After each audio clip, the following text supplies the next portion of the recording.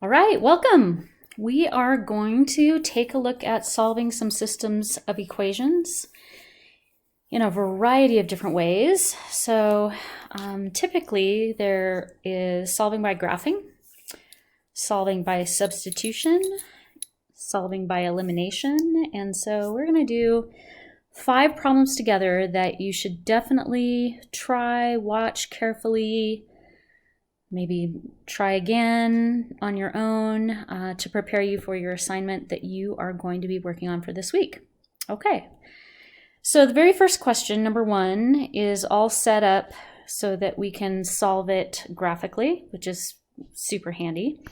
So what we're going to do is we're going to go ahead and notice that these equations are both written in the form y equals mx plus b. So that's super nice. And we'll go ahead and just graph our lines. Okay. So the first equation, y equals negative 3x plus 4, has a y-intercept at 4 and a slope of negative 3. So we'll go down from there, 3 over 1, and I'll just kind of continue that pattern so we can have a somewhat straight line there. And we have the first equation graph, so we'll go ahead and graph the second equation as y equals 3x minus 2, so we'll start at negative 2. And the slope is 3, so up 3 over 1. We can already see where these two graphs are going to be intersecting. I'll go ahead and draw the line. So this point of intersection that you see right here, this coordinate point of intersection, is x is equal to 1 and y is equal to 1. So you would name that coordinate point, which is the point of intersection, as just 1, 1. And that is how you solve a system graphically. And sometimes your systems will be different things because you guys have already, during this year, looked at, for example, a line intersecting a circle where you have a couple of different solutions possibly, or a line just touching a circle at one point, which would be a tangent to a circle. So we have done some systems of equations that include other types of shapes and other types of equations other than just lines. Okay, so this is just going to be a little bit of a review. And then you guys can get into your assignment work for the week. All right, this particular problem, question number 2 right here, is looking a lot like we could use substitution. And I am noticing that we already have y is equal to this x minus 3, so that's a really good indicator if you have y equals an expression or x equals an expression, that it's really, really easy to use substitution if that's the case. So we're just going to do that. We are going to replace the y in the first equation with this expression, x minus 3, from our second equation. So it's going to look like this. X minus 3 minus 4x is equal to a negative 9. And I'm going to combine like terms here. So the x and the negative 4x is going to be a minus 3x. And then we're going to add 3. So that'll bring us to a negative 6. And then as you divide, last step here, we get x is equal to 2. Okay. So for this particular problem, way back up here at the top, we had y was equal to whatever x is minus 3. Well, now that we know that x is equal to 2, don't forget to plug that back in, all right, and solve for y. And so we're going to get y is equal to 2 minus 3, and so our y value is equal to negative 1. And again, when you list this as an answer, sometimes it's listed as a coordinate. Sometimes you would say x equals 2, y equals negative 1. But if you were going to list it as a coordinate point, it would be the coordinate point to negative 1. Okay, moving on. Here we go. Question number 3, what you see is a system, and both of these systems are sort of set up in standard form. So it looks like ax plus by equals c, and then right below it, another ax plus by equals c. And sometimes when equations are set up in this format where all of your x's are lined up and your y's are lined up and your constants are lined up, this is a really good time to use what is called elimination. So this should be a little bit of a review for some of you. And so the goal of elimination is to actually eliminate, right? So we're either going to eliminate our x terms or eliminate our y terms. And as I look at this expression that I'm given in question number 3, it looks like I could probably do a couple different things here. I could multiply the bottom through by -2. That would change this to a positive 2x. That would change this part right here to a positive 12y. And this to a -8. Let's go ahead and do it. Let's go ahead and do it that way. Another thing I could do, see how the 6x is across from the -1? I could just multiply everything through by 6. That might be a nice way to get to our answer as well. Then our x's would cancel. So you can do it. You can try it either way. Either way will work. So let's go ahead and I'm going to multiply this side by, let's go ahead and multiply it by 6, and I'm going to multiply this side by 6. So it does not change the value of your expression.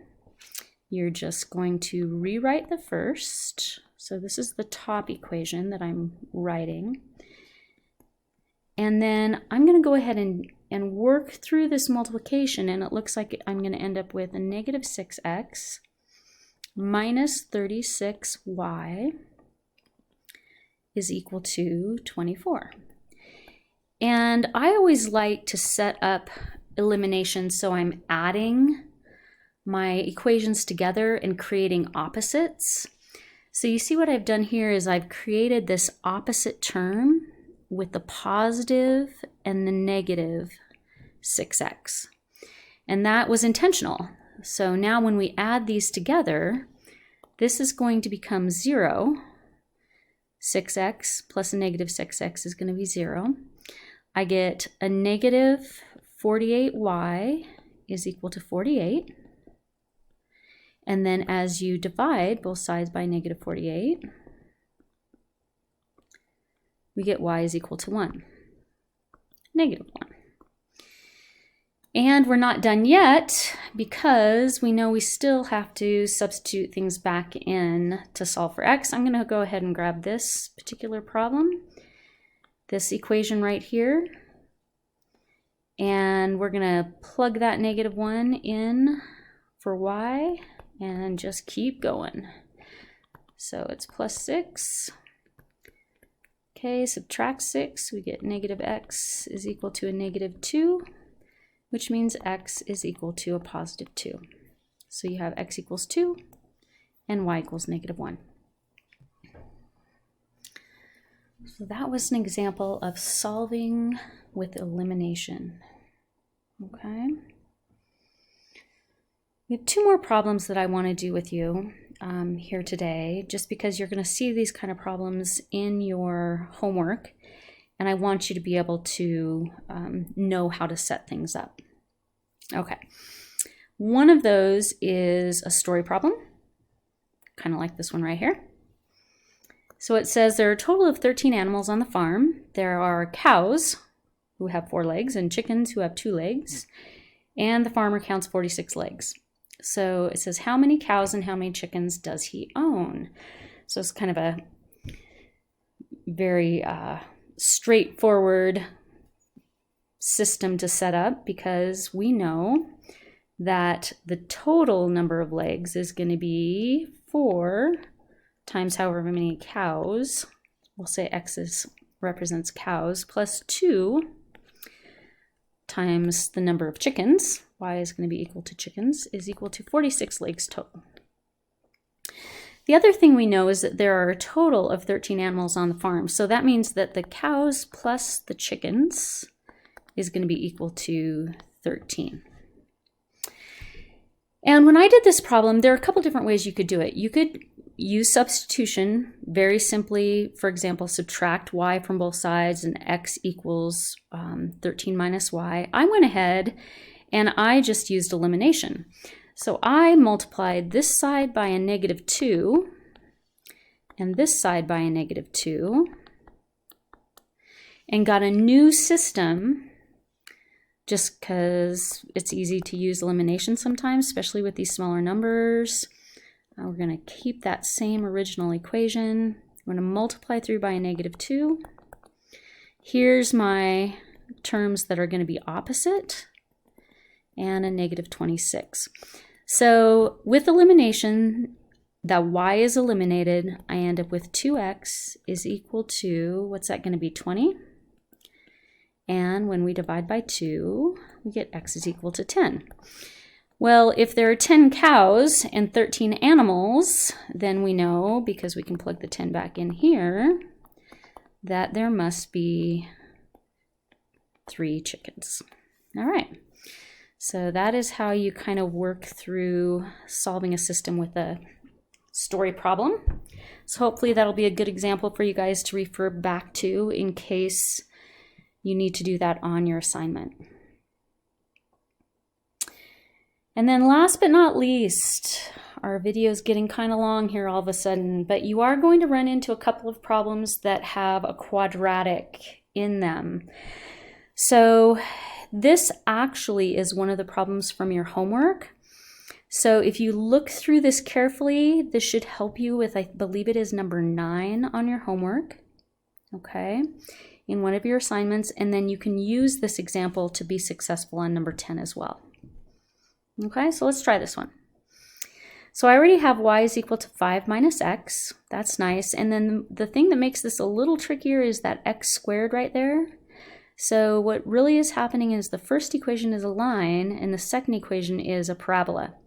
So we got to see what happens with this particular problem. It could be like a line going through a parabola like this. So what could be happening is we might need to find 2 points of intersection. So that's sort of the idea that we're looking at. So let's drop this right in there for y. So this is what it looks like. 5 minus x, oops, 5 minus x plus 1 is equal to 3x squared plus 2x. And remember, when we have an x squared and an x term, we want to get this all set equal to 0 so we can continue to either factor or solve with the quadratic formula, or complete the square if you want to get crazy and that's your favorite way to do things. You can do that as well. Okay, so over here it looks like I have a 6 minus x is equal to 3x squared plus 2x, and it looks like I need to, what happened with this one? 5 minus x, my plus 1. Okay, let's just keep going here. I'm going to add x and subtract 6. So I get 0 is equal to 3x squared. And then adding x to both sides, subtracting 6. I'm going to make this a little bit easier to factor. I'm going to actually divide a 3 out here and get what's left is going to be x squared plus x minus 2. So just creating factors here. I'm thinking that I can probably just turn this into an x times x to get my x squared. And I want a positive 1x, so I want to make my 2 positive and my 1 negative, and I think that will work. Let's double check. So x times x is x squared. 2x, positive 2x, plus a negative 1x, that works here. And then negative 1 times 2 is my negative 2. So as you continue to solve, this is a crazy long problem. We don't need to worry about the 3. It's as if it gets divided out on both sides. And so here are our 2 answers. We get x is equal to 1 And when we set x plus 2 equal to 0, we get x is equal to a negative 2. Now, the crazy thing about this